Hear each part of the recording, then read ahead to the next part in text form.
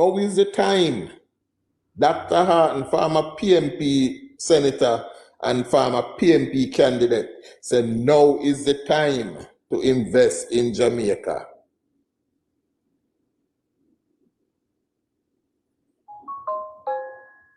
Appreciated over the last 2 weeks on the US. 2 weeks ago it was 161. Today it's 156. So it appreciated $5 on the US dollar. And that is good for many people who purchase goods abroad.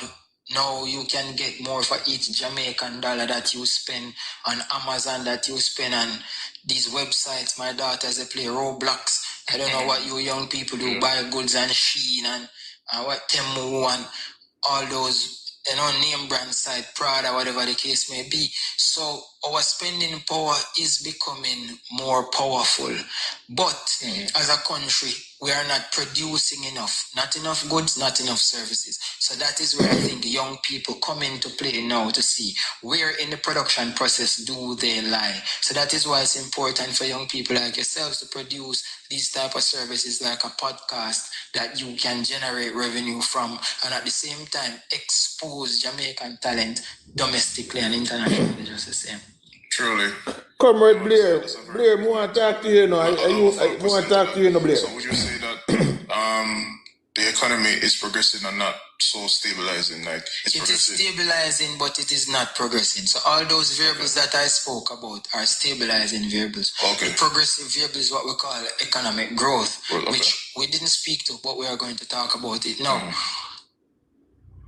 Over the last 70 years, Jamaica GDP has grown by just 1% on average, while other economies have grown by 5% per year, 10% per year. Jamaican economic growth has remained relatively flat. And this is because of many reasons. In my research, corruption plays a role, human capital deficiency plays a role. Now, what is human capital deficiency? Human capital deficiency looks at how educated is your population of people, not just book bright, but also skill savvy, dexterity. So the last time I looked at the numbers, more than 50% of the population did not have a high school diploma, and more than 50% did not have a skill. So if you have a population of more than half don't graduate from high school, and more than half don't have a skill, it means that more than half cannot fully participate into the production process or a particular futuristic plan that the country has. And I encourage young people, things like these are good podcasts, and you're a comedian on TikTok. For those of you who have the talent, that is very good. But a lot of people, they don't have that sort of talent. But they still need to become productive. So they have to find themselves in a productive process where they can actively contribute to something and just don't sit around and wait for somebody to give you a handout or wait for somebody to rescue you. There's nobody to rescue you. You have to rescue yourself. You have to look into yourself and first say, what am I good at? And then you say, how can I commercialize what I'm good at? Because the truth of the matter is, many people are good at many things. The things that you are best at might not be the thing that is most commercial. So you have to step back and say, which of my skills are most commercial? And then you try to grow that skill on a day-to-day basis. Usain Bolt is the fastest man in the world. But if Usain Bolt didn't train, if he didn't work hard, he would not have become who he is today. So a lot of us, we are born with the raw talent and we have it. But we have to harness that talent. We have to incubate ourselves and work on that talent. And that is the message I have for the young people of Jamaica tonight. Solid. Good thing, because that brings me to my next point. So you speak about people really and truly finding the talent and making something of it. Now, I realize that a lot of times, a lot of youngsters won't identify their talent because they're probably stuck in a zone where they are distracted by a lot of things. I think that I could probably say is a factor in that is social media. A lot of people, consume a lot of Beard Lard by the plug. So I don't know if you guys remember this product here, but Tafari and I were talking about it on my episode with him, and it is finally here. And I come to life, I want you guys to go over the page and give it some support. Zin, I definitely will be using it because, yeah, the beard has some gaps, so I kind of want to fill them gap there. So, want to check. You guys aren't comprehending fully what that Hart is saying. He said these things. But another one, I don't understand. I understand how you're now accusing us of not understanding what Check he's it out. saying. I don't understand that comparison. And if you don't need a beard to look nice and lush, get what have I said here? What have I said? That tells you that I don't understand what he's saying. I realize that they are so invested in social media, and when social media comes, you do social stuff. Social stuff is probably like party and all stuff. So my next question is, why are youngsters building less towards their future, but only living in the moment to basically say, they use the term YOLO, and, they're not really finding their talent, but they're just trying to enjoy life instead of setting their future.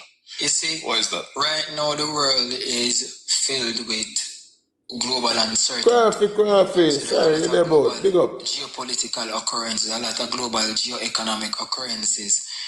And this uncertainty forces people to think less long term because you are unsure about what is going to happen next year. You're unsure about what's going to happen the next 5 years. You're unsure about what's going to happen the next 10 years.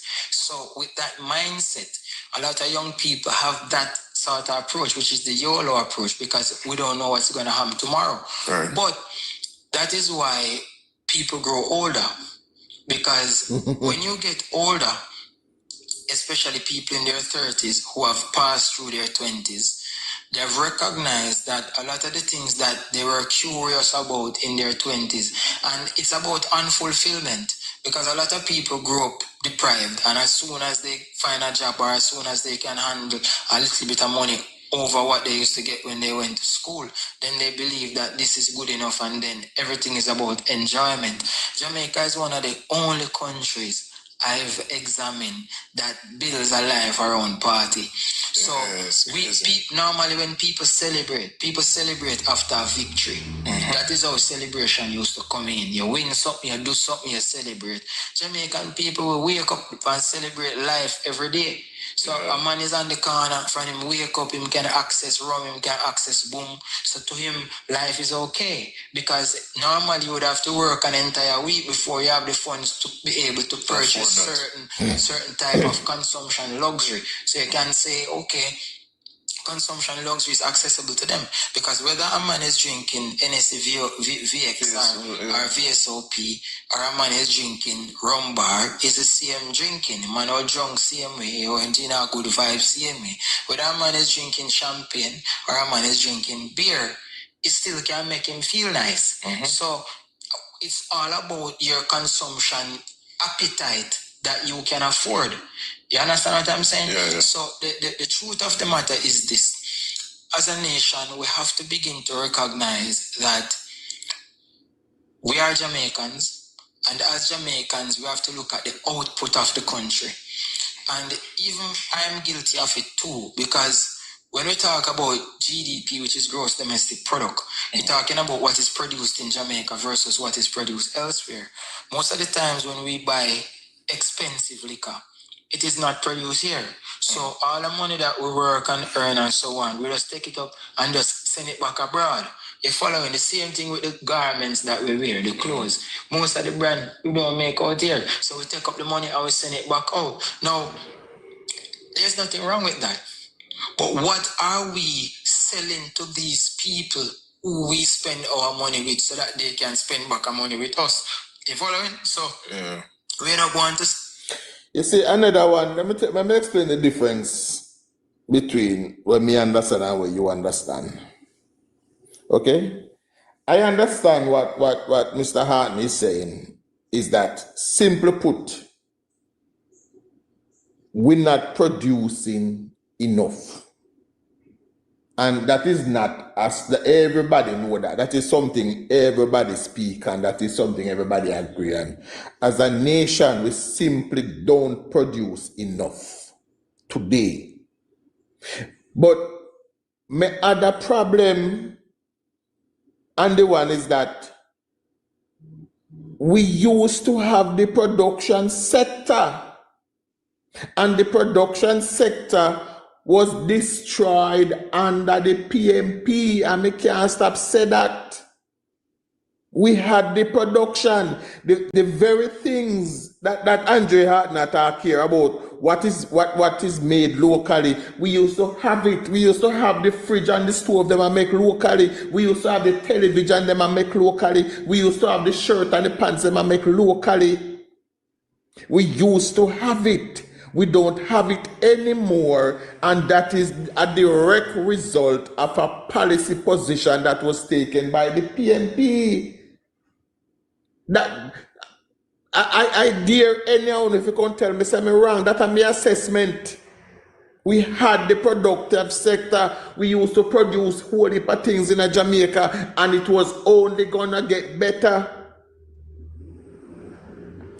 You hear PMP come on every day and then tell you about how the banks back in the days used to just give away loans to everybody. Yes, there was a time in Jamaica when you had an idea, and the one, listen to me, hear me I say, hold on, I'm going to make you send me a request and come up. There was a time in Jamaica where you could come up with a good idea, go to a bank, and a bank will give you a loan to start a business. And you could start a business. Them days that today in Jamaica, it is easier for them to lend their money to buy one depreciating asset, which is a car, than to start a business. A car loan is easier to access than a business loan. A car loan is easier to access than a house loan. This is the problem we have in Jamaica. So a little man might sit down somewhere with a brilliant idea, but because he don't have the family name and he don't have a little contact, he can't get anywhere. This is why we don't have production in Jamaica. And the persons with money, the Jamaicans that have a little money, them still have nightmare about what happened in the 90s. Them still have nightmare on the one. So now the government, this government of today, is facing an uphill task to build back an environment. Remember, people, and this one have to understand, government alone cannot do it. Government can't open all of the factory them and build up everything what we need. Government can't do it, But the government now have to build back the environment so the business people them get back to go confident. And because of what happened to the business people them in Jamaica in the 90s, them remember, and most of them is reluctant to put in their money. Most of them is reluctant to put in their money. Secondly, and I'm going to play one next tape when me done, about something happening in Jamaica in the last couple of days, but I don't hear anybody talking about it. And that is the announcement by RJ Marks about the step forward in our business, in our efficiency. So, Andy, that's what I tell you.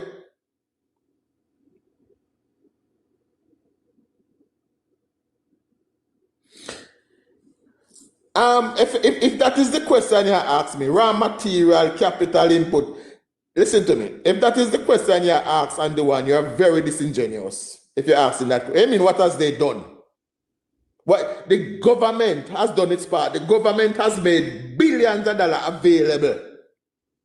Billions of dollars available to whole heap of process where people can go and get loan to start business. The government has made training available to every single Jamaican. So that is a very disingenuous question you come in here to ask. The government is doing its part, Virgin. And is that kind of disingenuous reasoning I don't like. Capital is easier to access today in Jamaica. Capital is easier to access. The government at every turn has made billions available to young and small business to come in. As Andre Harton saying at the interview, as Andrew Harton saying at the interview, we had a situation where we had 50% never graduate high school and never had no skill. Him no wrong. All of that have to change, my virgin.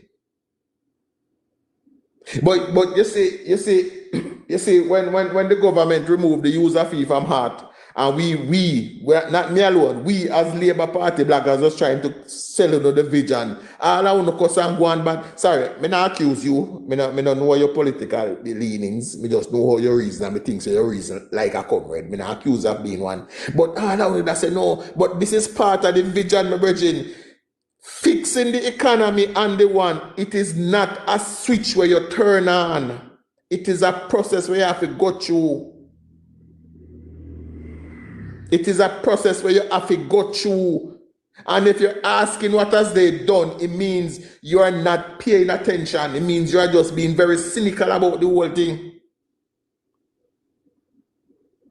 The government has made every attempt to make capital more accessible, to make education more accessible, and that is undeniable. To sell tomatoes and we want to sell onion and we want to sell jam and we want to sell some jerk chicken, but we want to buy Audi, we want to buy BMW, we want to buy Prada, we want to buy Chanel, we want to buy iPhone and Samsung TV and so on. So the value for value between what we produce and trade with the rest of the world is not enough for us to be able collectively, for a very few, like, us who grow through the process and get more income because of how we position ourselves and how we apply ourselves.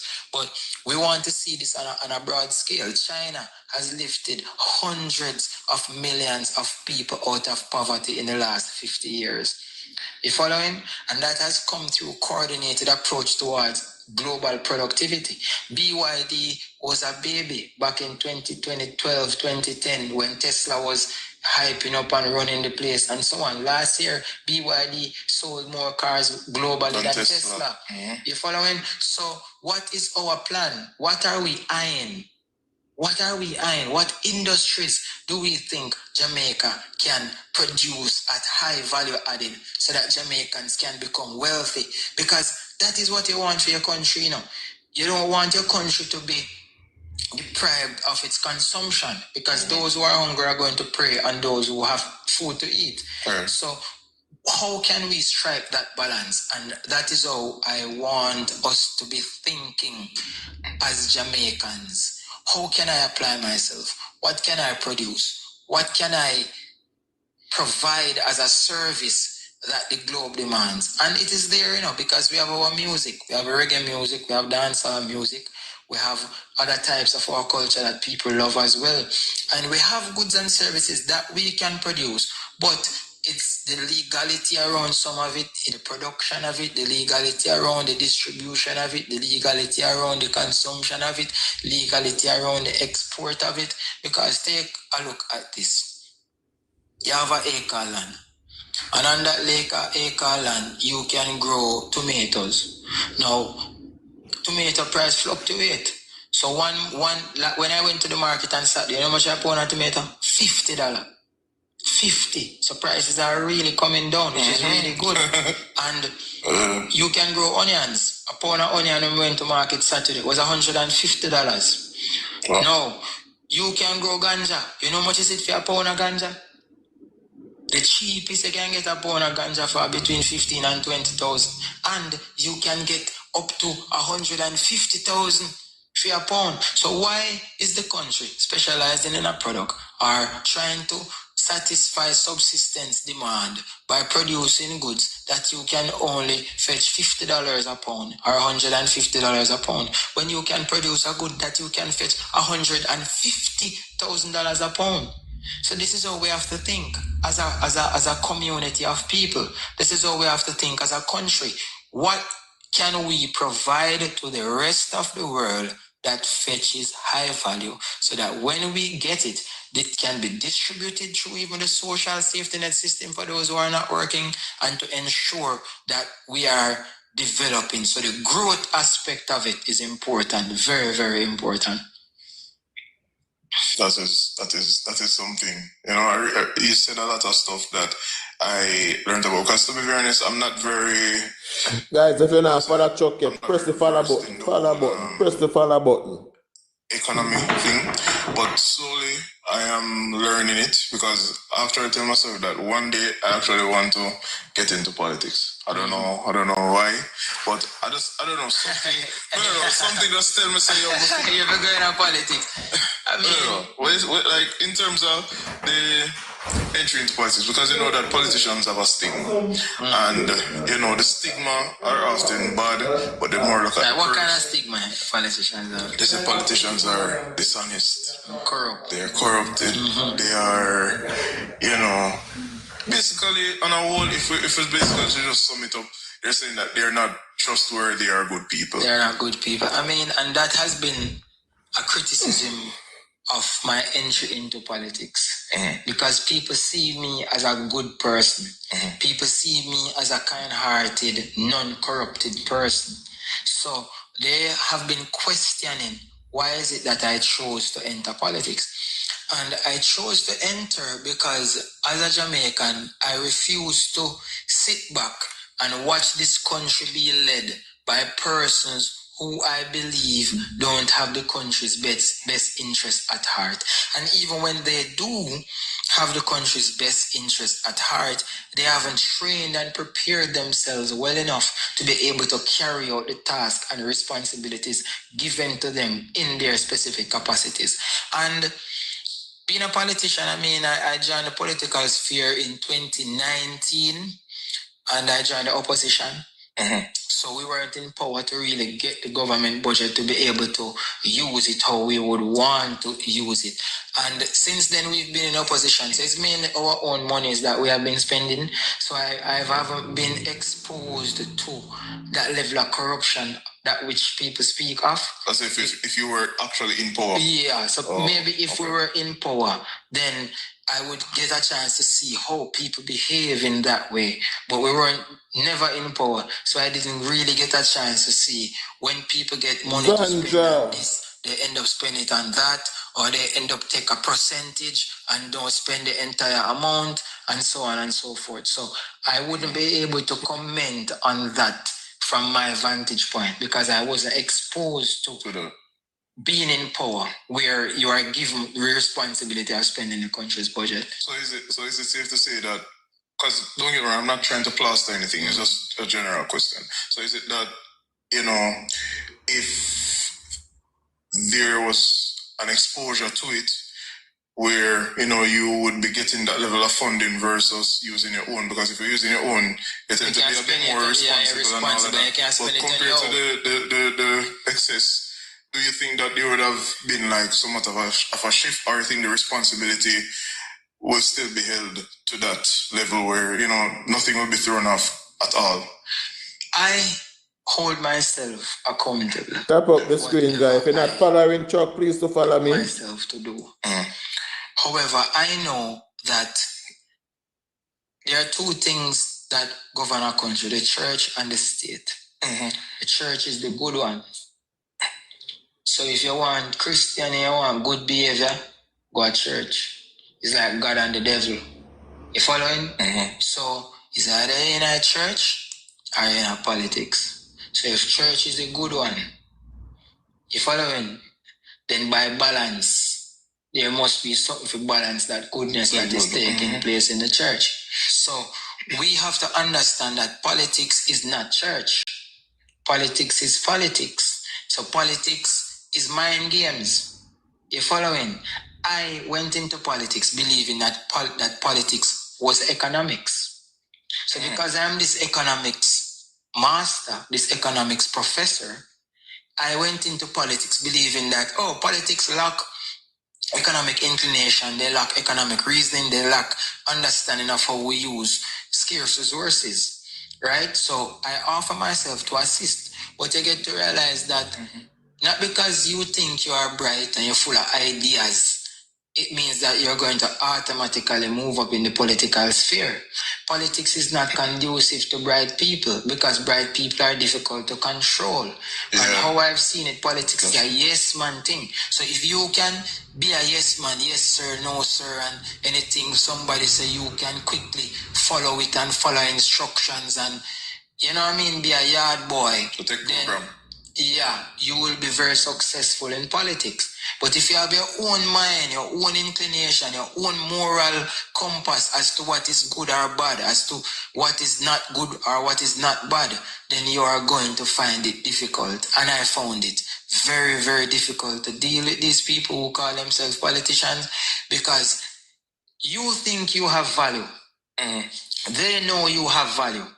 But to them, they see you as a threat to their whole plan plus them quest to become leader in whatever way. Because if they see leadership in you, remember, a 63 seat. Any party who wins must win 32 of the 63. You following? So there cannot be just one leader. You have to have at least 32 capable, able-bodied leaders on your team for you to be able to win. You following? But what I recognize, especially in my party that I joined, is not a loving environment where people see you as a prodigy and see you and help to provide a foundation to uplift you. If they see you as a prodigy, no push. No push. They more yes man. So it creates a problem. There's a book that somebody sent to me the other day as to it. I think it said, why do idiots lead or something like that? Dumb people lead. And it was saying the same thing, that you grow through a process, you take program through the process until it is your time. So at no time a leader get to express who he is. The leader has to fall into the realms of the umbrella that you put yourself in. So everybody else's opinions, everything else, they have to follow, but them can't really use their own opinions, minds, etc. It's a programming thing, so you have to watch what you do. That's why I am not doing well at it, because I am an independent thinker. So group thinking, especially if a nonsense, it's difficult for me to participate in a group nonsense thinking, because I've been thinking independently for so long. I've been doing what we call independent research at UA. You see, this is the equivalent of a fish coming from the river bottom, come tell you say down the wet. This is the equivalent of the fish coming from the river bottom, come tell you say down the wet. Now, what the man say about the party when join? Him say it is not a loving environment. You're not, big up yourself, William. You're not allowed to be an independent thinker. Now, me sit here day after day and I'm telling you, say the PAP is a cult organization, And I feel, if you believe me, here is a man coming out, come telling you the same thing I know. The man say, and I get to a part where they tell you, say, they don't like the people, them see them as what? Well, I'm making say it in one word. What is called academic freedom. So if I wake up tomorrow and I say, I want to do a study on how podcast is impacting the life and the income of Jamaican people, I go on the internet, I find some sample units like yourself, people are doing podcasts, conduct a survey or some semi-structured interviews, and then I will be able to gather enough data to be able to analyze that data and make recommendations based on the results of the data. The following, so I have academic freedom, I can do whatever I choose to do. But in the political sphere, there is no political freedom. The following, there was one time when I was a senator and I went to the Senate, and I think it was Peter Phillips who was the leader of the PNP at the time, and Peter Phillips said that he wanted to reduce GCT, right? But when I did my own analysis, I recognized that if you reduce the SCT on gas and fuel and petrol, it will have a bigger multiplier effect, because electricity work off of gas Cooking work off of gas, car work off of gas, everything work off of gas. So if you drop the SCT and gas, it's a bigger net gain for everybody cumulatively in the economy. So me now with my bright self, go parliament, them say is what they call state of the nation. So you're free to talk your mind, what you feel is the best thing. And I said that it is better to approach it from the SCT point of view. And that was the end of my political career. Wow. You understand what I mean? Just because of the... And remember, these are the people we call Anjo, dictator. You hear what the man say? Me go against the leader and it is the end of political career. These are the people we call Anjo, dictator. Remember, this man a come out and I tell you, no, run with Rosie interview. This, run with Rosie voice note. Listen to these. Them ego, because them a leader, them have an ego as to how them approach things. So once you say something different from what they are saying to them, you know, with them. You know what I mean? Them no harm. You know, it's really business with them. I country business with. But them as a leader have ego in them. And feel say, oh, rotted. After me tell a little boy say a GCT, a little boy really go to parliament, go talk about SCT. Nah man, blacklist. You understand what I mean? Wow. So I saw them think. And that particular dogma won't change. And me speaking about the dogma now, have them a pre me. I say, watch that, he might talk about it, for him does not say nothing, and watch. But young people like yourselves are aspirational. So I, as a person who experience it, have to tell you about it. So you can position your mind from early. If you know, say, all right, rotted, dog them say, a GCT, you know, let me play hypocrite. I know what you know. So it's a hypocritical thing. Yeah. You understand what I mean? So you have to have that hypocritical thing the inner you and them feed off it, you know, so everybody around here play hypocrite, you know. Them come there and see your crush shut up. Oh, what a lovely shirt. They iron it so well this morning. And you should crush up, you know. You know, and them know see your shirt crush up, you know. But it's just a face there. Oh my God, what a lovely shirt. No, the Gang of Five was totally different. No, the Gang of Five never had nothing to do with them. The Gang of Five was just some people who did realize that Siaga need to leave and then they try to force him out. So the Gang of Five never had nothing to do with people speaking their mind. It was just people that decided that Siaga stay long enough and they wanted him out. So that was the Gang of Five. But why am I describing here? It's a simple thing, you know. The party have an idea, I have a different idea, and because I speak my idea publicly, them basically blacklist him. So no, it was not the same thing under Siaga. So they would say there's hypocrisy and politics in other politics. Big hypocrisy. Because me never, like, in my head, for some reason, I don't know. I'm just saying, okay, you have a unit of people coming together to try to have the betterment of the country. So I thought that every single person had an input, and if the input makes sense, then we'll go with that input. But I didn't know that it was a group thing. Press the follow button, people. Press the follow button. Mine are in line with yours. Then it just write me off. I saw them do it. Oh. I saw them do it. Worse if them have funders who are inclined to a particular decision and them run the decision through the leader and the leader agree, man. I said, nah, man, the whole of my soldier, them have to agree, man.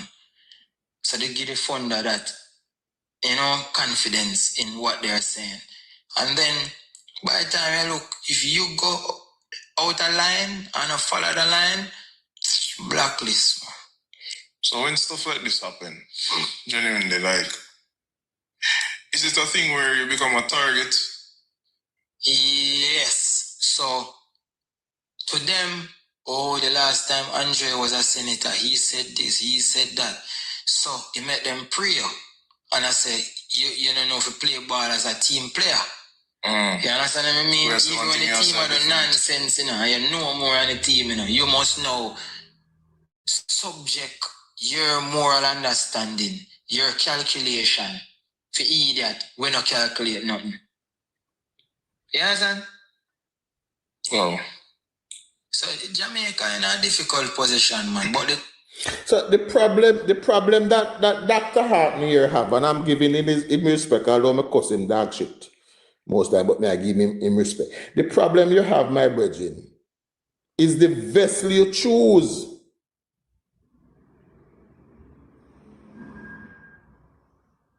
No, sir. But we will discuss the Gang of Five next time, sir. No, me I talk about Andre Harden. The problem is the vessel you choose to serve, right? Now, if your idea is service, your idea you want to serve your country. All right, fine. You try the PMP and you realize that over there is not giving you the freedom to serve. Now, you can't now sit down and broadcast and say everybody are the same. Well, if I serve you one, serve, try the other one. Try the other one, say for the same thing. I guarantee you, the Labour Party is more receptive to new ideas and new way of thinking than the PMP ever will. The good thing about it is that the country has developed a significant amount of stability, and we have the power now, collectively as a country, separate and apart from politics, to come together as a country, not a political party, ARP, but as a country for the future of the country. And if you read an article that I wrote in the Observer last week, where I spoke about our history and how it has led to our underproductivity today, you would have recognized how I put it forward. Yes, guys, press the follow button. Thanks to all of the new followers. As you come in, press the follow button. Press the follow button and follow. Tap up the screen. Send a gift. Our efforts as a people that is going to determine the fruits that we bear from our effort, and that's very, very important. Okay. Understood. So I have one last follow-up question before we, divert to something else. So seeing that you are the difference and you let it be known, I want to know, is it a thing where eventually you're probably going to get frustrated and say, you know what, since me and them people are not aligned, I'm going to make my way out and I'm going to deal with my stuff by myself. Just probably continue your career as a professor or start up a business. Or it's just going to be a thing where you just be like, yo, you know what, because I want my country to do well, I'm going to... what's going to be your move? Boss, me left here already, man. I'm fully focused on my academic career. The person conducting the interview is the name of the person is Bull. I'm not sure. Just a regular podcaster.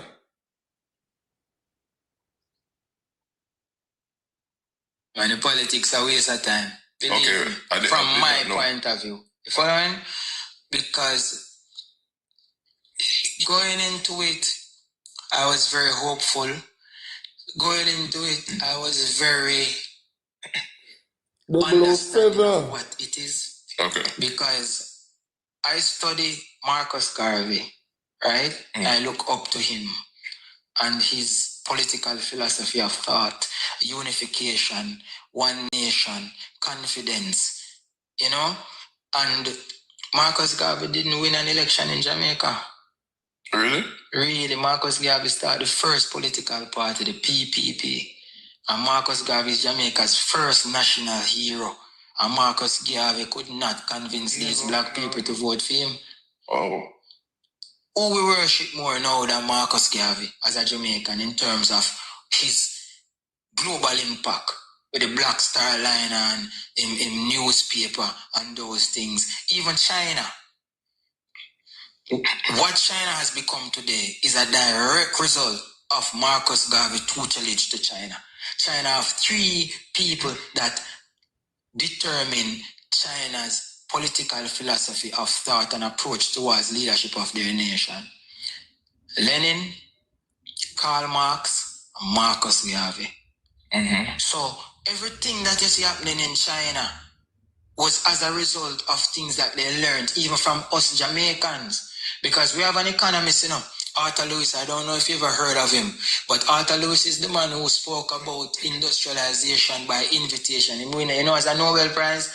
He win a Nobel Prize as a Caribbean economist. Normally, you know, we're not coming at them discussion there. Yeah. But he was the one who said that, okay, people are farm agriculture in a rural area.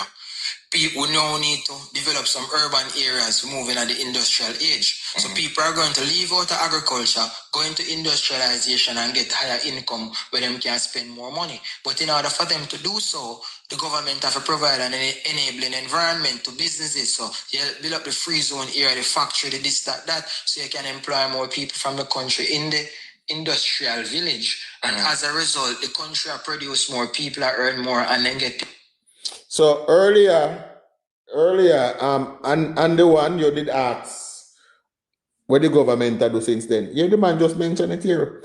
Andrew, and the Jamaica Labour Party rebuild the free zone area, build up the economic zone. We do all of that. The environment is being created for investment. The environment for investment is being created. But again, the stigma of what happened to the business class in the 90s. That's what built China. That is what built Singapore. But that is what Jamaica has neglected. So anytime you have a smart Jamaican who understands things and want to move the thing forward, you always have the Jamaicans them who we take the 5,000 and vote against him. Take the rice and peas, vote against him. Take the grant, vote against him. Then after election, oh God, we not see you. Oh God, you not feel forget we. Oh God, we sorry we never vote for you. Oh God, one for oh God. But then no, because the people them innately bad mind. People will call themselves friends to you. Innately grudgeful. People will call themselves colleagues. Innately grudgeful. You understand what I mean? So it's like your eyes have to know some of the people them. Roger, hey, what's up? Blessings, how are you? Have a great day.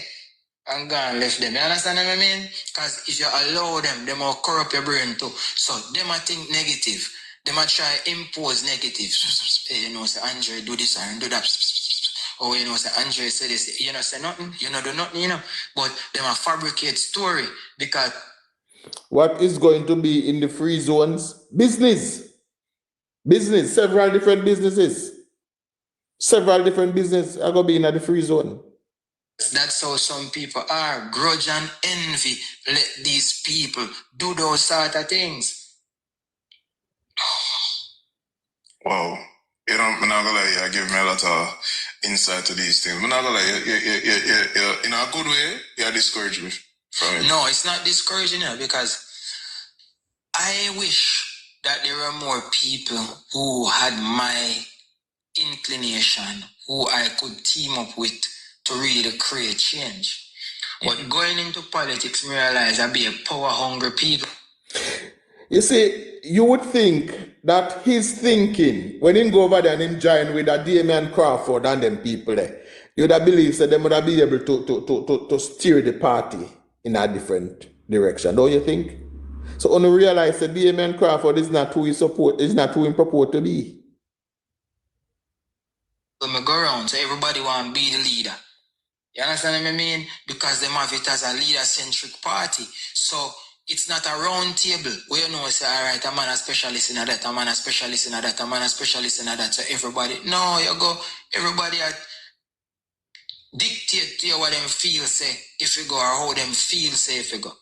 And if you not take the particular premise that they hold, you have your own premise, it creates a problem between you and them. May I tell you? So I'm not discouraging you. May I prepare your mind? Well, fair enough. But a good preparation that, because trust me, I needed those inputs. No, you have enough look you to follow, you know, and them can take telling and them very good foot soldier them, you know, so them go do good at politics, you know. You understand? I'm not gonna lie, I wouldn't say I'm a rebel, but it's because of my principles and core values and everything.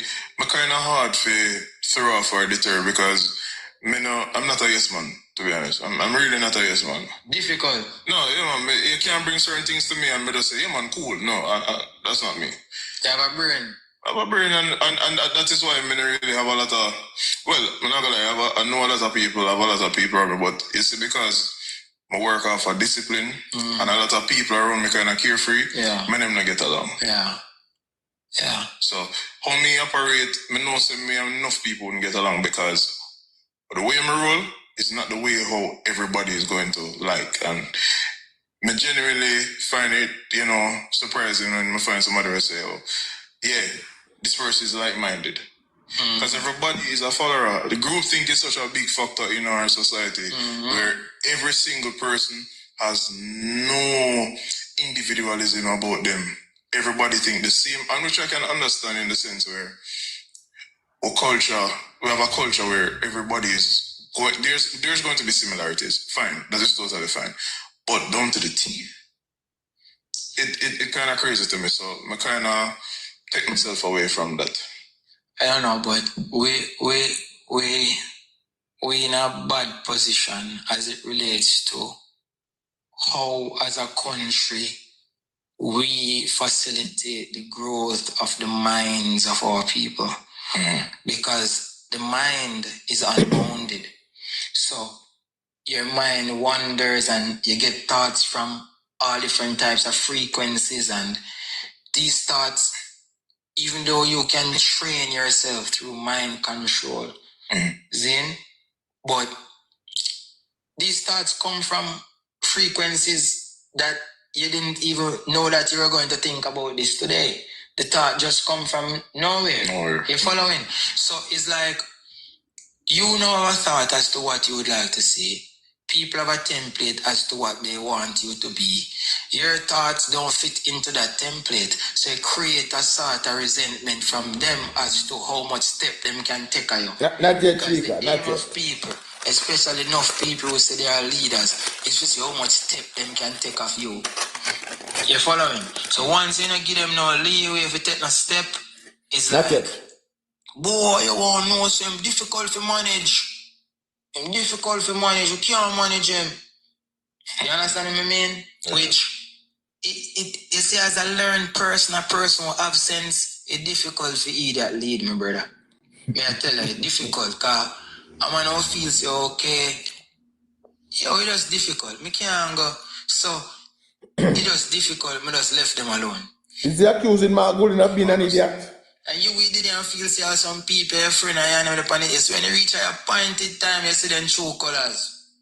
So then we with you all to the end. Like, you ever hear about a story about the gingerbread man? Well, I hear about the story. Gingerbread man, one of my favorite stories. Tell me about it. Alright, so a baker gingerbread man, see? A gingerbread man. You know, animation. So a gingerbread man feels saying he want to be a man. He don't want to be a cookies for nobody eating. Because they don't know he want to be more than himself. He want to be a man. Think about a youth born and growing in a ghetto where him not have no mentor, him not see, but him want to be somebody. You understand what I mean? So him take on a journey to be somebody. So the people that chase the gingerbread now and then ready to eat him, and him came upon a river. So him want to cross the river. So think about the river metaphorically as you crossing the boundary in life to become somebody. Like think about it like university, winning a seat, any little thing, crossing a river. You know, crossing a river symbolic. Like moving from a caterpillar to a butterfly. It's the same thing, crossing a river. You understand what I mean? And the fox say, oh, I'll help you cross the river. Because I saw them come. Them come as if them come to help you. So them say, yeah, man, I'll help you cross the river, man. Look at all those people chasing you. Let me help you. And you say, you really want to help me? And the fox say, yeah, man, I'll help you, man. Come on, man. Jump on my back. I take the help. You take the help. Because you need it. Because you know life is not a one-man show. You need the help. The fox say, jump on my back. You jump on them back. Jump on my neck. Jump on my neck. Jump on me head. You jump on. Oh, the water is getting deeper. Jump on my nose. You jump on your nose. Two, you realize the fox eat you. So it's like, a PS like fox in a politics, brother. I'm tell you right now. No, it's not in a politics. So all of them not, come in. Where is it? It's not in a politics, you know. It's in the party where you join. Speak of the party where you join. Now again, the Jamaica Labour Party is not perfect. But we see where a young man has risen to the top of that institution and is now leading. Right? The Jamaica Labour Party gives Jamaica its youngest prime minister ever at 39 years old. Youngest prime minister ever. So we have a system where a young person, young ideas can break through. So speak at the party where you join, sir. Yes, if they see a potential, zombie running like nothing, man. Everybody come and want assist, but everybody come and a tear away. Like you have a boat and you have to sail for us to go to America. And when you look, the man them we invite on the boat with the woman them, some of them that cut out the side, a thief board, a bigger next little boat. You understand? So by the time you look, your boat scraps down to nothing, you know. So you don't get to reach the destination. And this is how majority of these people approach the politics in Jamaica. So,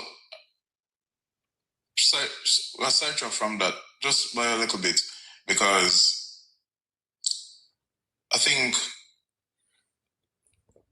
with that being said, will you say that them not mean the country any good? 3/4 of them not mean. They're not self-centered, my lord. 3/4 of man, when you see them in our politics, them self-centered. Them only mean their self-good. So they don't mean to country to them a gimmicks thing. Because them not see people, them not find people, them as equal to them either.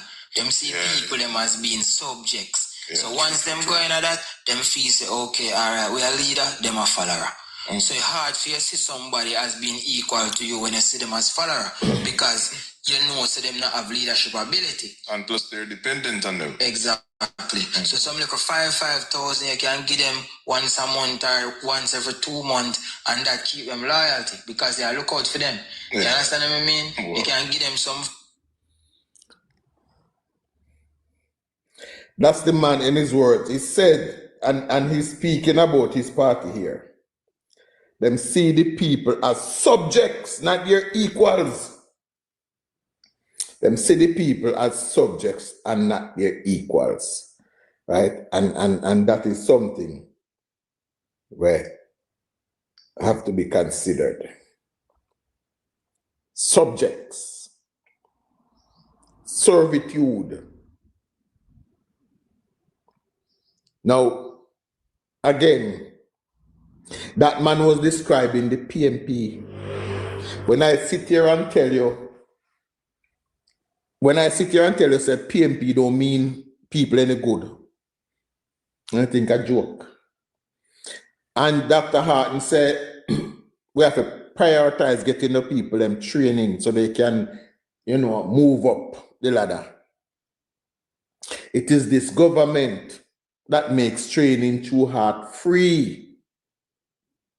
Right up to not up to associate degree, because I believe one more level was added to it, but straight up to an associate degree free. That is putting people first. It is this government that give out billions of dollars in scholarship for people to go to tertiary education. Billions. It is this government that revamp how the student loan bureau works. That means they don't just pay a school fee, but now them start pay lunch, bus fare, laptop, everything it requires to get your education. The gentleman, that was Dr. Andre Harton, former PMP senator and candidate. Dr. Andre Harton, former PMP senator and candidate. But again, something else happened over the course of last week, what I think is very important. This is a game changer. A game changer in Jamaica. And I want to listen. Electronic Transactions Act and e-Transactions Policy as a national initiative represents another important and deliberate step in Jamaica's ongoing public sector transformation program.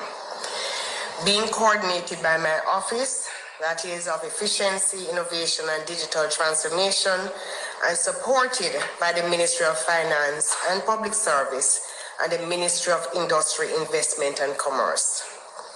As a team, we are committed to design and build a public service that is more efficient, more accountable, more customer-focused, and better equipped to meet the needs of a modern Jamaica. The commercialization of the internet caused electronic messages and digital communication to gradually replace paper-based processes. However, Jamaican law at that time lacked clarity about whether electronic information, records, and signatures could be recognized as valid and enforceable in the same way as their traditional paper counterparts with wet signatures. Without legal clarity, businesses, citizens, and government agencies were understandably cautious about embracing Come on, guys, transactions. as a puppy, Recognizing this challenge, as a puppy, you press the follow button, tap up the screen, tell a friend, bring a friend. Government of Jamaica acted, and in 2007, Jamaica enacted the Electronic Transactions Act, a landmark legal milestone that for the first time provided a comprehensive framework to govern electronic communications, records, and... Guys, I'm going to require those of you who can go over YouTube, find Chuck Finley, and give him a follow. We are going to build a very large YouTube community, right? We are building out our database. We are going to build a community over YouTube, one of information, and YouTube is now gonna have a fact-based podcast, one where we deal in facts and not feelings, not opinion, but facts, right? So find Chuck Finley over YouTube, give him a follow, please. Signatures in a way that promotes trust, legal certainty, and technology neutrality. So I want to pause for a minute to acknowledge the then Minister, the Honorable Philip Paulwell, who was the Minister of Industry, Technology, Energy and Commerce at the time, who piloted this bill through Parliament, and the opposition spokesman at the time, Mr. Clive Mullins, who supported the bill. Looking back at the Hansard, I was delighted to see the bipartisan acknowledgement that the legislation was critical for a world where transactions are now driven by technology. So from 20 years ago, almost 20 years ago, the intention was for Jamaica to keep up and keep abreast of what was happening. And guys, we're listening to Audrey Marks, the Minister of Efficiency, Government Efficiency. And guys, you see, we sit down every day and people come on here and blame politicians for everything. But 90% of the problem we have is not from the politician. It is from the public servants where we have. Jamaica problem is service. Jamaica problem is red tape, bureaucracy. Come on, people, just step in, press the follow button, follow Chuck. So this is something happening in Jamaica recently, and we need to celebrate it. In the ease of digital transactions. The Act of 2007 affirmed that electronic records are legally equivalent to paper records, and that electronic signatures can be recognized and relied upon, provided they meet certain criteria.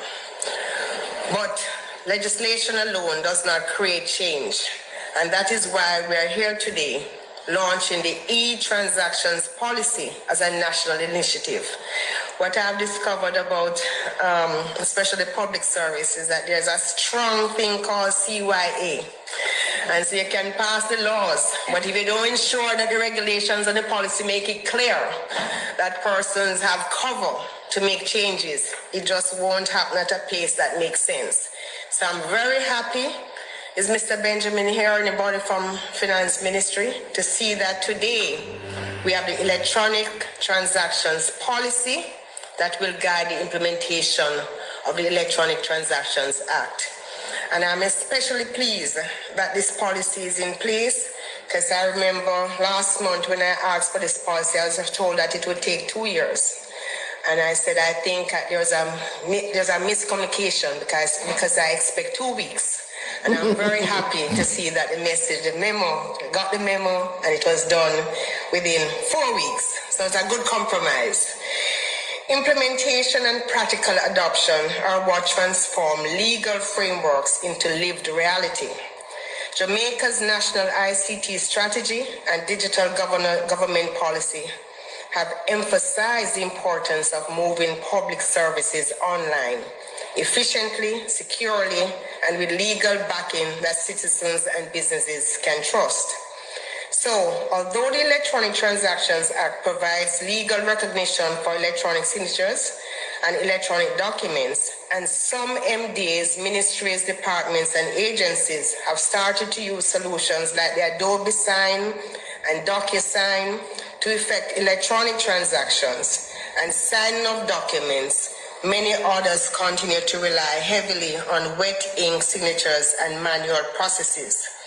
This was because there was no unified government-wide policy to guide practices across MDAs. Today, we are providing that policy guidance and directive. The full implementation of the Act starts today. And I will tell you, 2 years ago, I was in Washington and I was approached by some investors. I got very excited about what they wanted to do because it would involve training and a lot of our potential engineers. And I flew down to have them come and go with me to JAMPRO. And then I heard all the difficulty of getting a company registered the same day or the next day and getting a bank account opened within one visit. And I said, this has to change. So I can't tell you how pleased I am to be here. I want to understand what she just said. No? I want to understand what she just said. As an ambassador, she was approached by investors that wanted to invest in Jamaica. She brought them here. And they simply could not get the process done within 2 days. They just couldn't get it done within 2 days. And that was a problem. That is a problem. And I'm happy that she come back and now has done something about it. To be moving this change forward. And I'm also happy to see our Bankers Association represented, because as the government moves forward, this requirement of the banks that you must fly from wherever you are to get a wet signature, that has to go. So we are all going to be moving in the same direction. Because one, I haven't gotten to you as yet, but a big pain point in this country is the banks not moving as fast as we need. You need to scream that from the rooftop, Audrey Marks. Them move at the only which part they can run something, they move. Yes, man. In this modern society, so we are going to do some work together. But today we are implementing the electronic signature and the as you come in, you press the follow button. Policy. Dear and Michael, press the follow button. That the government of Jamaica standard governing. This establishes the government of Jamaica standard governing of the lawful, secure, and auditable use of electronic signatures and electronically signed records in the conduct of official business. In accordance with the Electronic Transactions Act, a signature or record shall not be denied legal effect solely because it is in an electronic form. The primary objectives of the policy are to establish a standardized, risk-based framework for the use of electronic signatures, promote authentication, integrity and accountability and auditability of electronic transactions, improve efficiency, business continuity. No, most police station, Dr. Shab, most police station, no. I won't say all because I'm not 100% sure of all, but majority of police station today don't have that big book anymore. That big hell of a book, no, that is non-existent right now in majority of police station. I won't say all because I'm not 100% sure of all. And reduce reliance on paper-based processes, ensure alignment with the Electronic Transactions Act and related legislative requirements. The policy, which we made available by the Ministry of Finance and Public Service, categorizes electronic signature methods as follows. authenticated electronic signatures, low risk, digital signatures with multi-factor authentication, moderate risk, and certificate-based digital signatures, high risk. And Mrs. Shuttleworth is here to take us through what all those categories mean. But bottom line, we are accepting fully digital signatures. MDAs are required to classify transactions as low, moderate, or high risk to determine the required assurance levels, and heads of entities will assign our officers to oversee full implementation and compliance. Approvals within the authenticated Government of Jamaica Information Systems constitute valid electronic signatures where the system maintains a secure audit trail, and electronically signed documents must be preserved in accordance with legal retention schedules and must remain verifiable over time. MDAs must accept electronic signatures from suppliers, contractors, and citizens once the method used is not prohibited by law. In addition, the policy outlines the principles governing the electronic signatures, governance and accountability, signature risk categories, digital certificates, and public key infrastructure, among others. Thank you, Cindy. So that's the first point that I want to make. We now have a policy that will drive the full implementation, and it covers from A to Z in making sure the public service feels comfortable and covered to implement this act. The second thing I want to share is a vision of digital Jamaica. The Government of Jamaica will progressively make electronic submission and digital interaction the default way citizens and businesses engage with public services. Digital transactions do not merely represent a technology upgrade. It is a modernization of how government interacts with the public. This means that electronic submission will become the primary channel for official business, and valid electronic signatures will not be refused solely because they are electronic. Digital Jamaica is being implemented through 3 structured phases. Focus on services that are digitally ready and high impact. Phase 2, focus on services requiring moderate system alignment. And phase 3, focus on structurally complex or legacy services. This ensures that high impact services move early where feasible, while more complex services transition responsibly. So far, under phase 1, we have achieved the following to date. The ICTA, the Information Communications Technology Authority, has developed and is implementing Jamaica's public key infrastructure. Tap up the screen, press the follow button as you come in. Press the follow button as you come in. Mr. If you're not a follower, press the follow but button. Internally, the ICTA will be introducing digital. We want to expand our TikTok community, and we build our YouTube community, because that's why people will realize that there are information deficit right across. So we have to go try to fill the gap. So right now, if you're not following on YouTube, go over to YouTube, find us, follow us on TikTok right here. Signing for their purchase orders, and other MDAs will also issue purchase orders should, if needed, and other MDAs are being urged to also introduce digital purchase orders. And if Same Chuck Finley right here, Anisha. Chuck Finley right here. Necessary, or if assistance is needed, please speak with the ICTA to utilize this technology for your operations. We have built into the National Identification System digital certificates that will enable authentication of identity when signing or completing electronic transactions. This is going to be a sea change in terms of even being able to open bank accounts and do other transactions. It really is going to just require one ID, not multiple IDs. People have to walk. Yes, I'm it trying is. to get my insurance.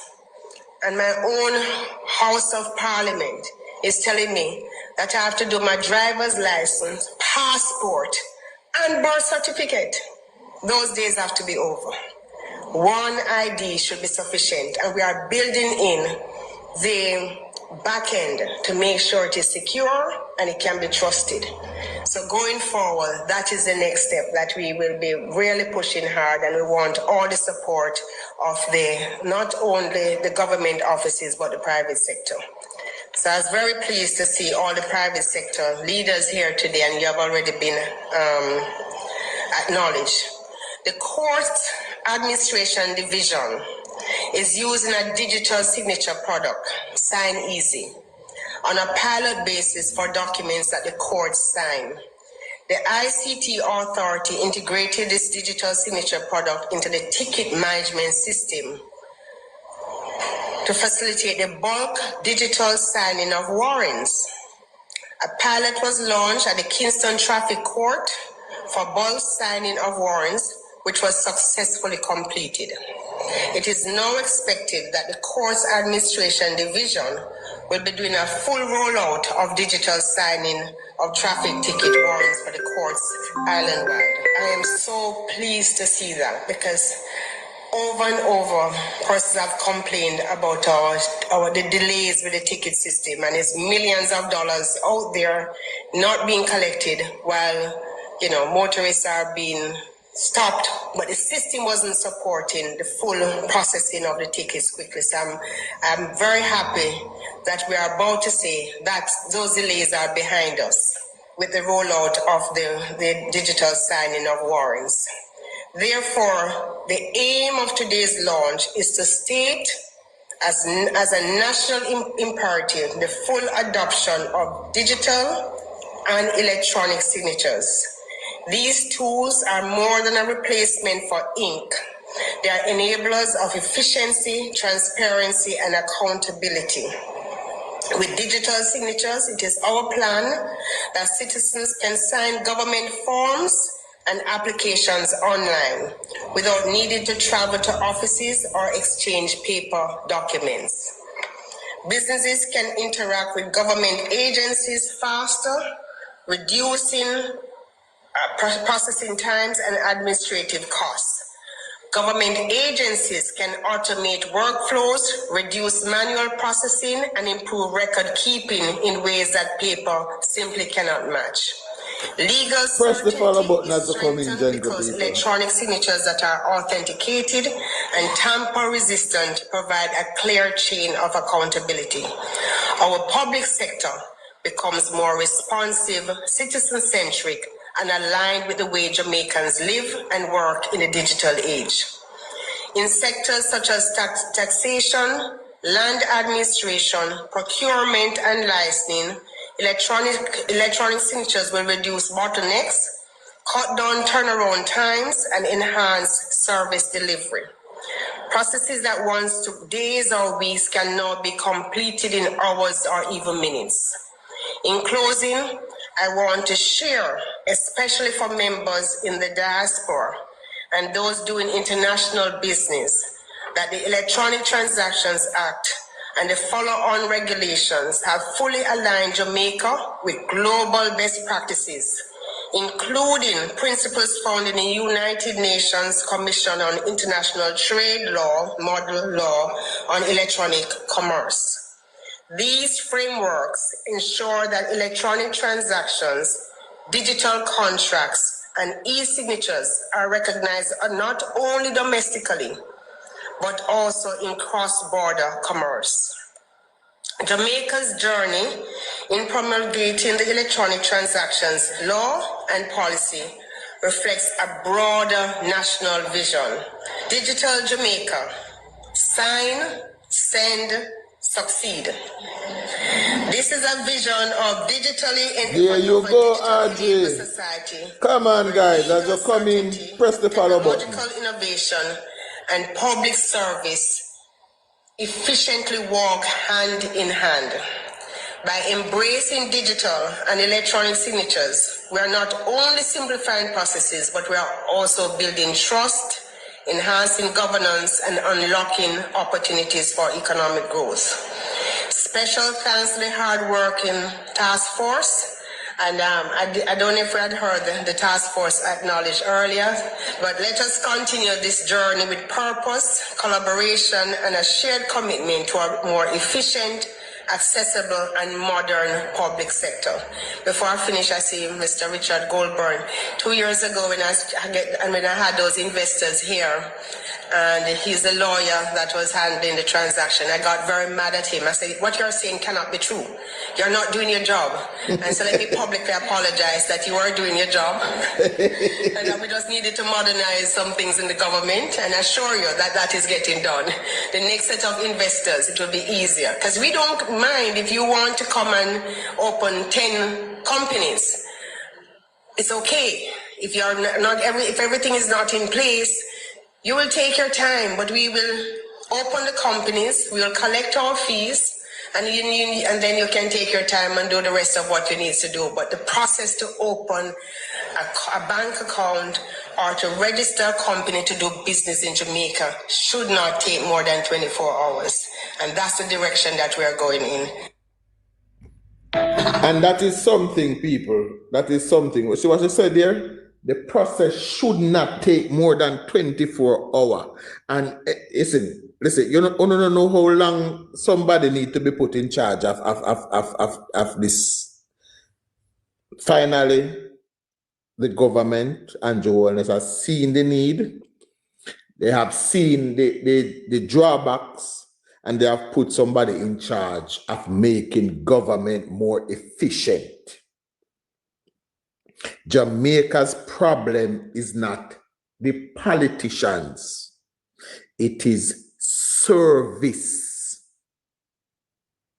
And we don't hold the people accountable. We skip over them and we blame politics for everything. Politician this, politician that. Because that's how we are conditioned. We are conditioned to believe that the politicians are the source of all our problems. In 1998, or from about 1994, Jamaica got a good crop of footballers, and they embarked on a campaign to get us to the World Cup.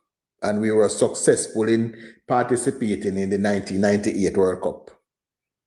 So we got a good crop of footballers. I believe today we have a good crop of politicians.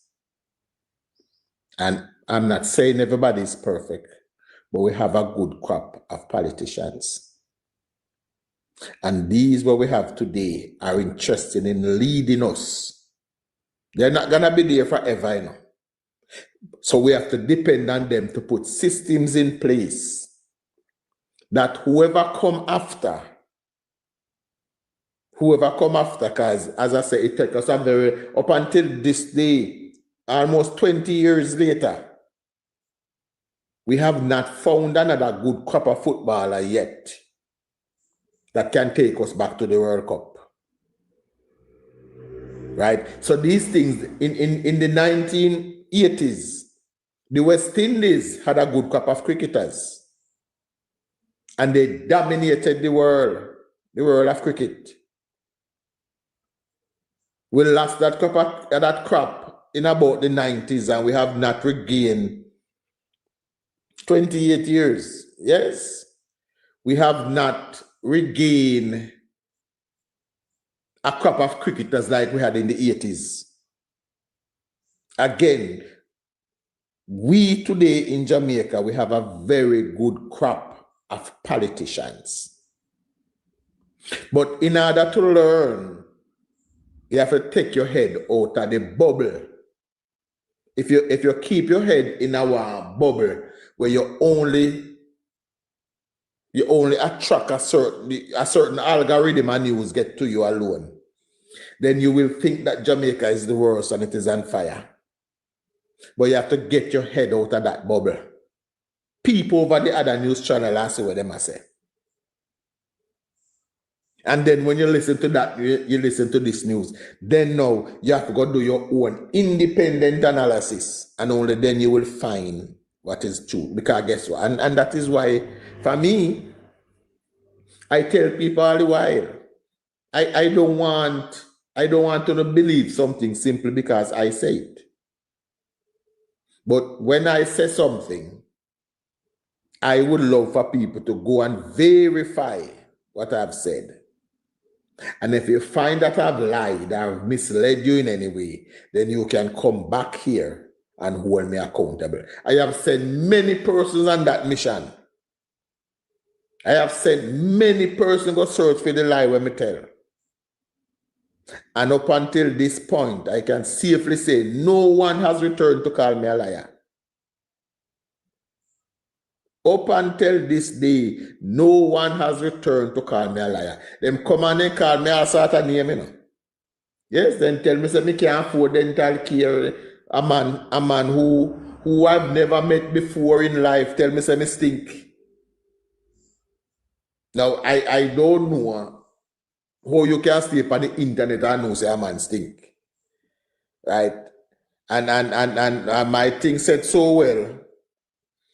The amount of cologne and body spray me have in there, so I can literally not bathe for 2 months and still not smell. I can literally not bathe for 2 months and still not smell. And then even the smell, I go smell green and because I'm a labor, so I have a green all about, you know. Who the hell is that in a bad suit? I will send a woman and up. Good afternoon, Angel. Good afternoon. I didn't mean to come on your platform, sir. I was trying to Where am I send not hearing you? I was trying to send you a lion. I didn't have any meaning. I was just pressing the send button to send you a lion, and it went to request. So the lion was canceled. I apologize. Okay, no problem. I am sure at some point the button will come back up and then you can send it again. No worries. All right, I'm going to come down and try again. I'm going to go send the lion. Yes, Bye-bye. yes. Yeah, man, no problem. I am looking forward to it. Yes. Okay, bye-bye. Right. But I have been called several names, but nobody has ever yet come back to say, Chuck, you a lie. Right? And my thing is simply this. When you listen to PMP, Chuck, you and Angel can be on live, but you not see me a call now. Me not call back on the phone, you know. Who you calling? When? You, Angel, can come on live, and she didn't see me calling her. But if she come up here, I want to send you a lion. Have a good day. Here, Chuck, we'll talk. Are you here to send me a lion also? Yes. No problem, no problem. I 2 lions on the way, gentle people. Don't worry, you won't be able to see these lions on the screen when they are being sent. You know, they're you know, lions in the background, and they are being sent in the background. Hello, listen to me now, listen to me. I don't want the 2 to come up here and chase you know. So, listen to me now. Me not in the jump out of the 2. I'm not coming back off this platform. I am on here to stay. All right, good. Chica, I love you, my sister, and I was busy today.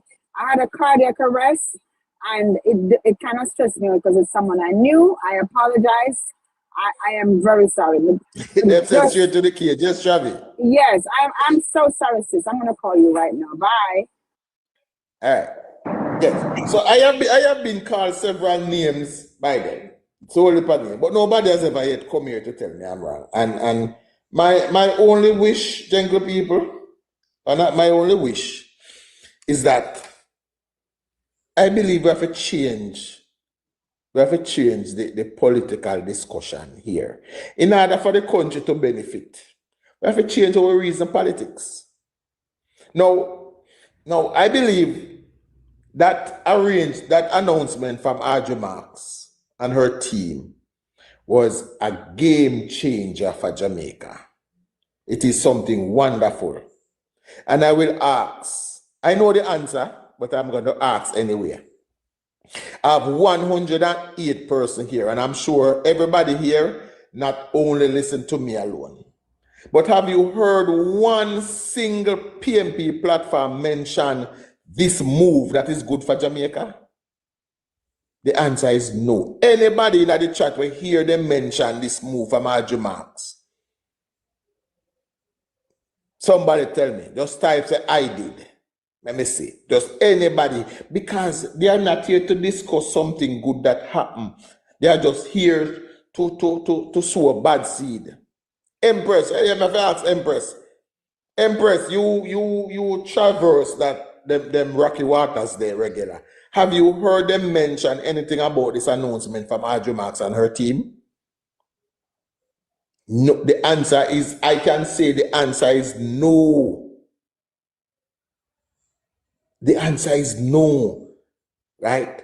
And this is a game changer. What I just said, guys, as you're coming in, just press the follow button. Tap up the screen. I will advise it. Me not get none of the two lion yet. Me not see them going at the cage yet. Them are send directly to the cage, so you won't see them. But I will notify you. Right? There is no discussion of it, and I believe it is one of the most significant things in our politics, in our government to happen. Now, when you do business in Jamaica, you'll soon be able to go online anywhere you're there. The same people from overseas will stay overseas and cost the country regular. You will be able to stay online. You can open your bank account. All of who worry say, boy, me I go send me money out there. I go send out my money. And the people them I go, no, you can now go online and do all of your transaction. If you want to apply for any government documents, you can now do it online from anywhere you are, and your digital signature will be accepted. As Audrey Mark said in the end, opening a business account, and pretty soon it's not at a personal account yet. But it will be, as you say, you see, when a banker, me not come to one yet, but me I come. Opening a bank account should not take more than 24 hours. It should not. And from now on going forward, thanks to Audrey Marks and the government of Jamaica, it will not take more than 24 hours to open a business. I remember last week when we were listening to the presentation, and I told you that the gentleman said he went to China wanting to open the factory, and they gave him the documents and said in 7 days everything will be ready. 7 days. While Jamaica take 5 years to do something what China do in 7 days. It takes us 5 years from the conceptualization to the implementation of more project. Starboy is so true. But the government have to lead the way and the private sector follow. In these cases, in the case of legislation, the government have to put them in place. And thanks now, and remember, you know, the Digital Transaction Act was passed from 2007. That's 19 years ago. 19 years ago. And now we just have the law to govern it. So that is a game changer. That is one step forward for efficiency in our country. And we have to applaud it. You know, you're not going to hear it nowhere else, you know. Because unless there's something bad, you won't hear it discussed anywhere else. Unless it is bad news, you will not hear it being discussed. But and also we operate here. We have to give. That is good. Now, another thing that happened, I'm going to play a part of our presentation for you guys. I don't have it clip up, so you have to bear with me. But anti-favor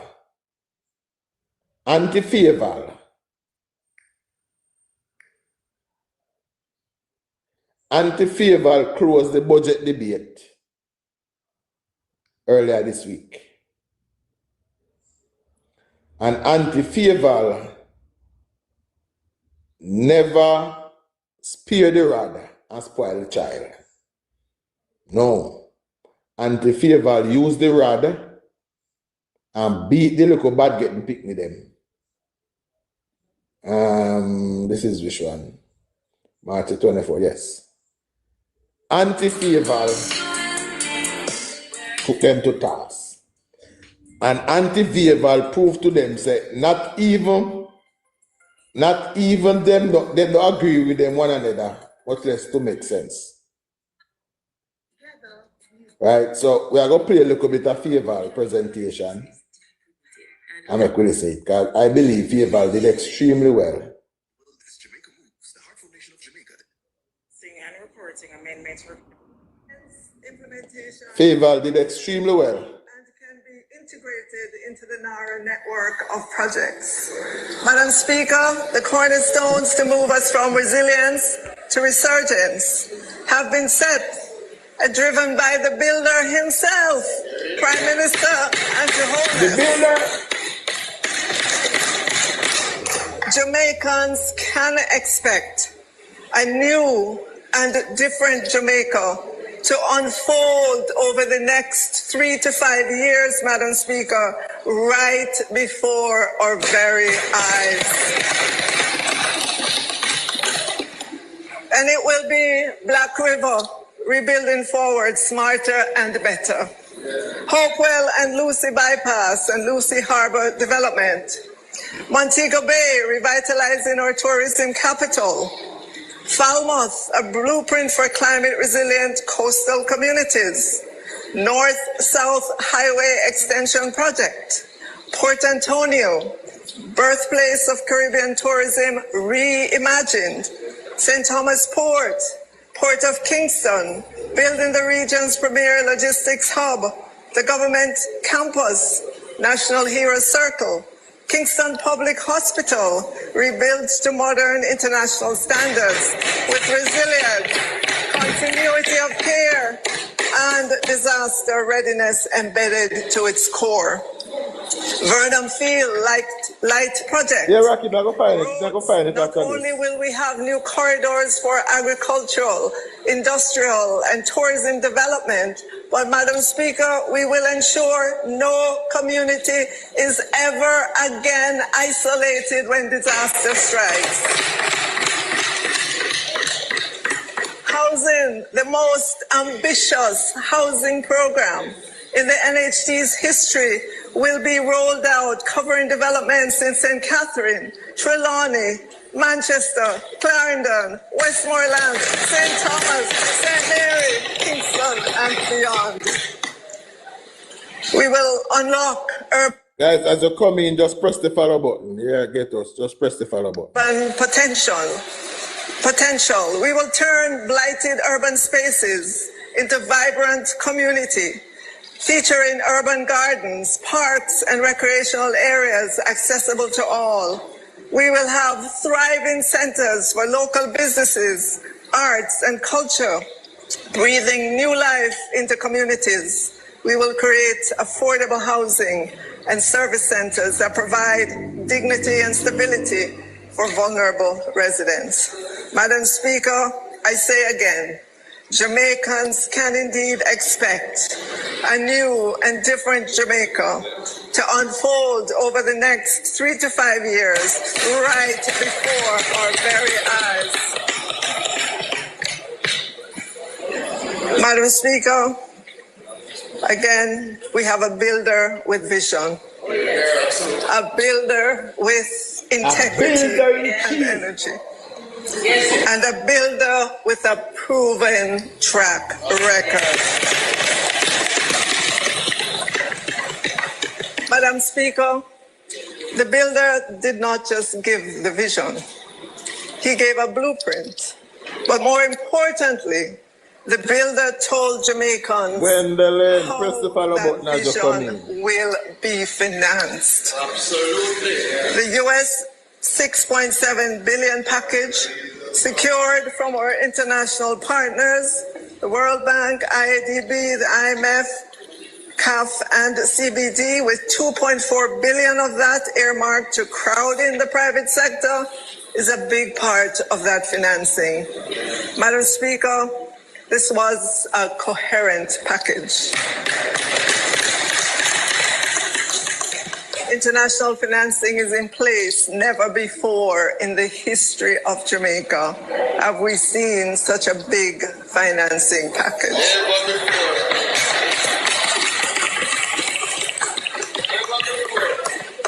Madam Speaker, of significance, our local financial markets, with the many reforms I announced in my opening budget speech, will have the greatest opportunity to participate in the rebuilding of Jamaica, our Jamaica, rebuilt the way all of us want it to be, strong, resilient, and providing for the growth and development of industries and the people of Jamaica.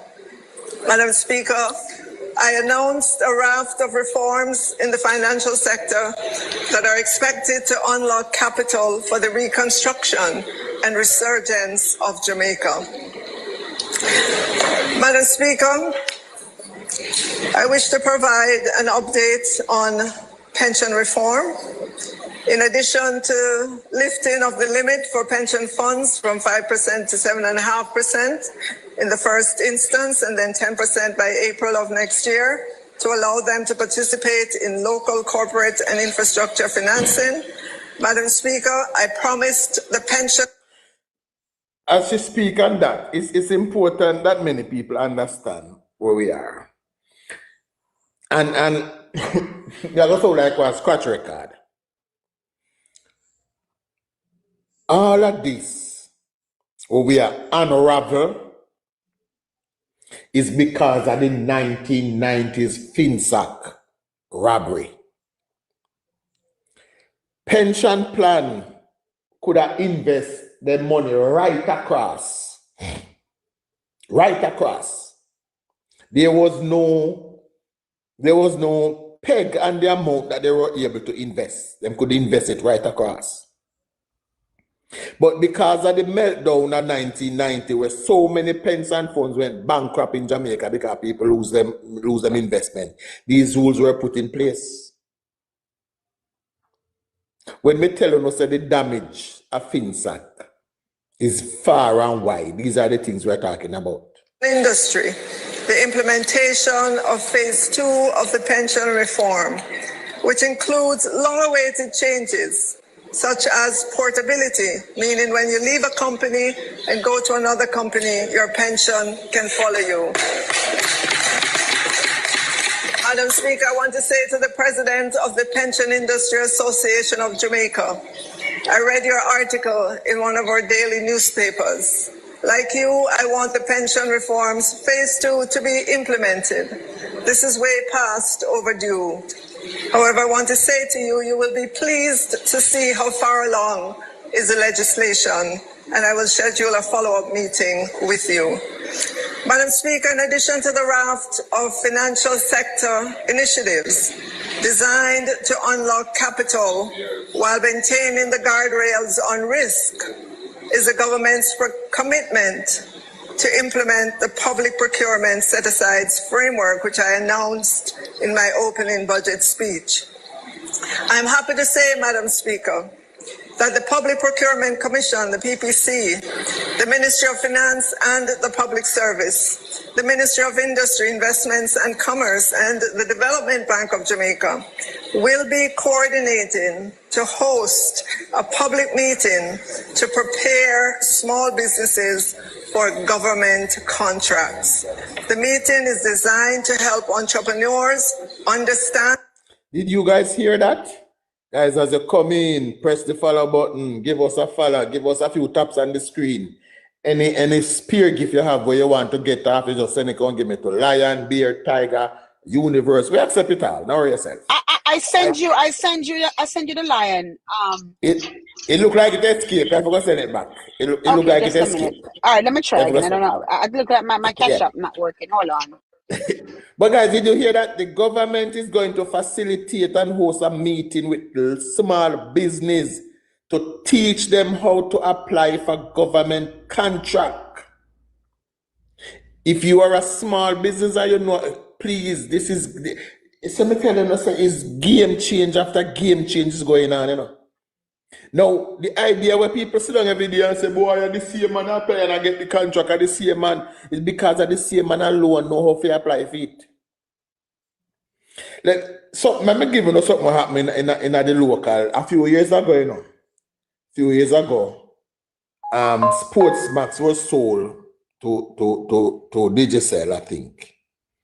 And the gentleman that sold it to him with the English Premier League as the main thing. But because he was the one with the experience and know how to bid for it, when that contract was up, he went behind their back and rebid and got it back for his own. So when you say, when people sit down every day and I say, boy, the same people them are applying the same because of the same people them I get. Now here is the government now saying we see that, you know. So now we are going to teach you know a small business how to apply for government contract. If I apply for government contract, I know something simple, you know. Trying to help entrepreneurs understand and access government procurement opportunities. The public meeting will show our entrepreneurs how to qualify. They will hear about registration and compliance, and they will hear directly from the Ministry of Finance and the Public Service, the Public Procurement Commission, the Development Bank of Jamaica, and the Ministry of Industry, Investments and Commerce, Minister Aubin Hill, and the Small Business Association.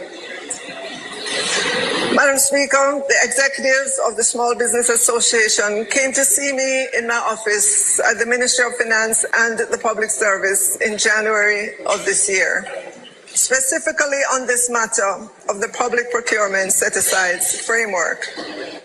Diagnosed with a food allergy? Talk to an allergist about treatment options.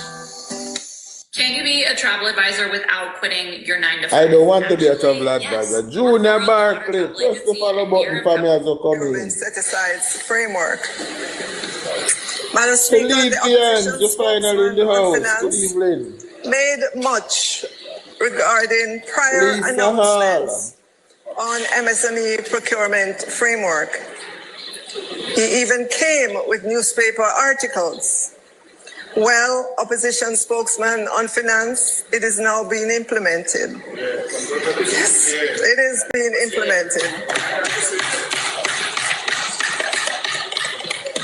I am pleased to note that since I met with the leadership of the Small Business Association, the Public Procurement Commission has been working on establishing and maintaining a verified list of qualifying small business suppliers so that they can easily identify eligible businesses when applying the set-asides provision.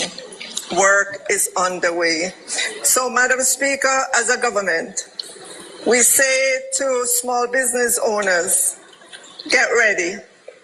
March 26th at 1 p.m. is the date. And Exim Bank's meeting room is the place.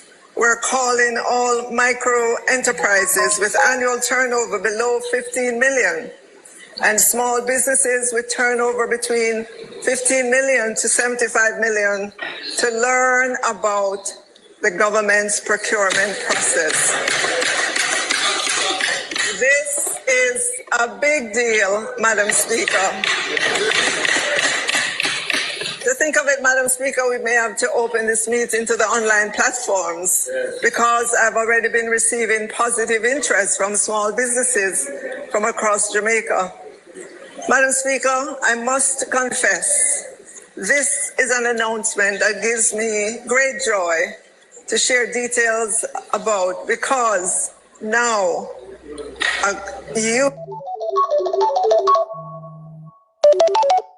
a company does not have to be big to bid. A company does not have to be big to bid for government procurement. The small contractor can now bid on projects within her company's capability. The tech startup can now have a fair chance to bid at digitizing records for our ministries, departments, and agencies. This is what this opportunity looks like under this administration, Madam Speaker. small businesses will finally have a chance at government's procurement. Madam Speaker, it is no secret that I want to see more and more companies listed on the Jamaica Stock Exchange to create an even more vibrant market and open possibilities for more for local businesses. I am pleased to announce, Madam Speaker, that the Jamaica Stock Exchange has established a stock market sandbox, which is a simulated market environment designed to prepare businesses for the realities of operating as a publicly listed entity. The sandbox will expose prospective companies to the reporting obligations, corporate governance standards, and regulatory expectations they will face once listed. This will be available starting April 17, 2026. Madam Speaker, the sandbox will provide a low-risk setting that allows companies to learn, adapt, and build capacity before entering the live market. This innovation is expected to significantly improve the quality and readiness of businesses entering the micro and junior market, reduce compliance failures post-listing, and create a sustained, well-prepared issuer development pipeline for years to come. Madam Speaker, while this is happening, the Jamaica Stock Exchange is currently working in close partnership with the Jamaica Business Development Corporation, JBDC, to identify and prepare the first cohort of businesses for listing. An initial group of 25 entities that have successfully graduated from the JBDC's Accelerator program, thank you, Minister Grange, has been identified as primary candidates. These businesses have already demonstrated a level of operational discipline and growth readiness. Madam Speaker, let me add my own congratulations to those businesses, and I look forward to sharing more on their successes as the program develops. Zaxby's just dropped a whole new line of dry rolls, and they're not playing around. Who's got the sauce? Are you sure your tax expert is right for you? Switch to TurboTax Full Service. Madam Speaker, I now take this opportunity to enlighten those who might have doubted our ability to navigate the world of digital trade. To them, I say the following.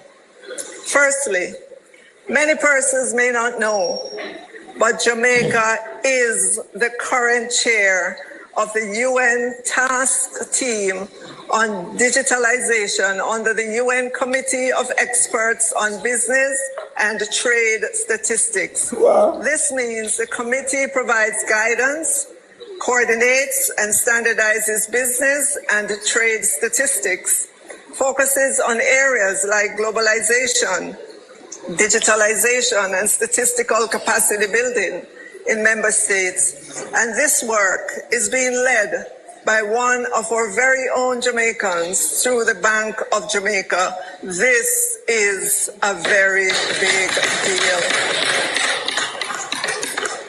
Madam Speaker, Jamaicans should be proud to know that Jamaica was featured in the 2023 edition of UN WTO OECD Handbook on Measuring Digital Trade, which included a case study on digital trade measurement involving Jamaica. The team's work looked at issues such as digital trade, e-commerce, and cross-border digital services. Much of the work the group is doing internationally focuses on the measurement issues governments around the world face when designing policies on digital trade and digital taxation. Madam Speaker, as the global economy becomes increasingly digital, countries must adapt how they understand and respond to new forms of economic activity. Services, Madam Speaker, already accounts for a substantial share of Jamaica's GDP, and an increasing portion of this activity is taking place through digital and cross-border channels. This is not simply a matter of getting revenues, but of ensuring that our economic systems are properly equipped to understand these developments. We're therefore strengthening our capacity to better measure and interpret digital economic activity so that our policies remain fair, balanced, and grounded in accurate information. Jamaica has provided global leadership on measuring digital economic activity.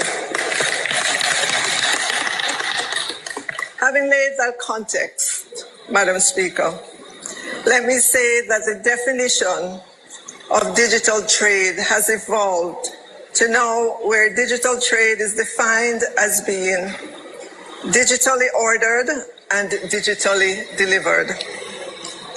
Number two, digitally ordered and physically delivered. And number three, physically ordered and digitally delivered.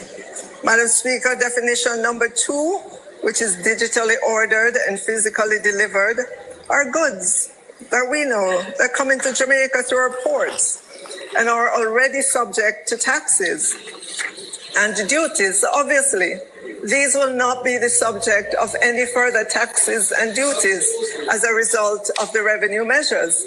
Madam Speaker, let me say it clearly. Digitally ordered and physically delivered trade was not included in our revenue measures. However, Madam Speaker, no, when it comes to PNP, you can't take no chance. For measurement purpose, that is, when measuring digital trade in order to know how large is Jamaica's digital economy, definition number two is included.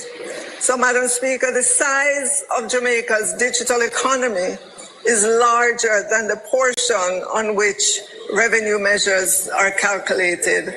This definition that includes 1, 2, and 3 as per the screen is used by many countries, including Jamaica. Madam Speaker, in my opening budget presentation, I did speak to the impact on our local retailers of the competition they face with untaxed items coming onto our shores.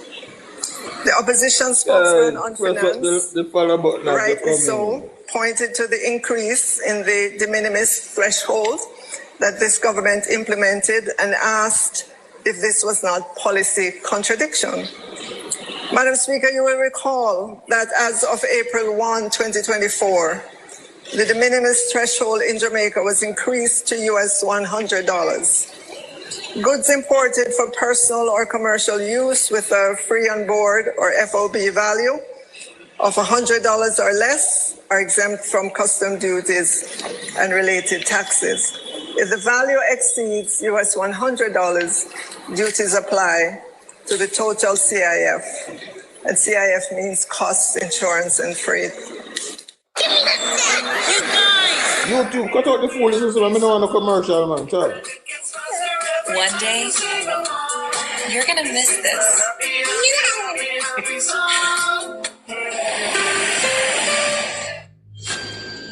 It was the stock market that started history's greatest wave of wealth creation. Insurance and freight. Madam Speaker, let me put it straight to Jamaicans. When the de minimis threshold was increased from US $50 to US $100, it was not expected that we would see splitting up of orders to avoid taxes and duties. By splitting up, I mean the instances in which if you're ordering from the same vendor, instead of making one order, you make multiple orders. Take a scenario in which you're ordering 2 items and they cost $100 each. That's a total of US $200. packaged and shipped in one package of $200, there would be tax on the CIF. Instead, what we're seeing is a splitting of the orders to fall within the US 100 de minimis allotment and an increase, Madam Speaker. Sometimes I could characterize it as a deluge in the number of US 100 and undervalued packages. Madam Speaker, the unforeseen consequence is that no revenues flow to the Treasury. And I must add, Madam Speaker, that is quite regrettable and was simply not the intent of the de minimis policy. Again, Madam Speaker, forgive me if I'm being pedantic, but it is imperative that everyone understands what I've shared. And when I draw a reference to our local retailers, it is because they are feeling the impact of untaxed goods coming in. And one way, well, they are feeling the impact. So, Madam Speaker, to the opposition spokesman on finance, I trust this explanation clarifies your assertion. Madam Speaker, the leader of opposition and the spokesman on finance both spoke to e-invoicing to generate additional revenues. Thank you for that. I welcome the public discussion on e-invoicing for all the benefits that it will provide, chief among them, improved tax collection and compliance, faster detection of fraud and anomalies, reduced administrative burden, better and timelier data. Madam Speaker, Jamaica has been on a journey in the modernization of tax administration, Jamaica, TAJ. The IDB has been a partner with the TAJ since 2014, when the Revenue Administration Information System, RAISE, began being implemented. Yes, Madam Speaker, the PNP government at the time started the modernization journey for the tax administration Jamaica.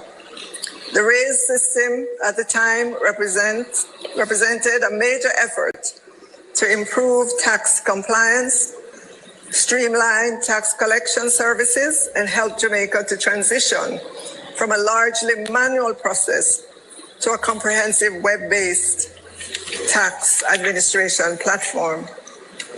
We on this side, Madam Speaker, have continued that journey to include a significant upgrade of the system by March 2027 to, among other things, make it easier to navigate